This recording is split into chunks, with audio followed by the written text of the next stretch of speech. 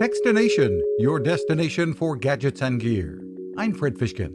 ADT's Lifeshield do-it-yourself home security system keeps getting better. The company has now brought a video doorbell to market to give users even more options.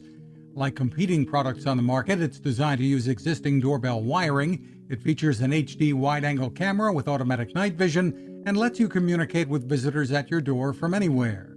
Chief Product Officer Doug Bellinger. It has people detection. Instead of just getting a notification whenever the wind blows, you can actually track when a person comes to your door.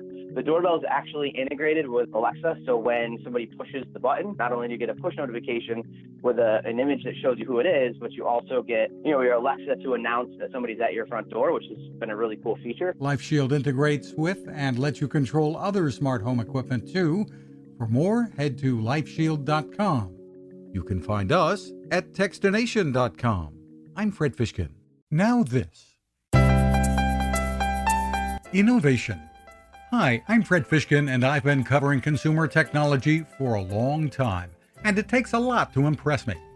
That's why I'm excited to tell you about the latest way to enjoy cooking in the great outdoors from my friend Patrick Sherwin and his great team at GoSun Stove.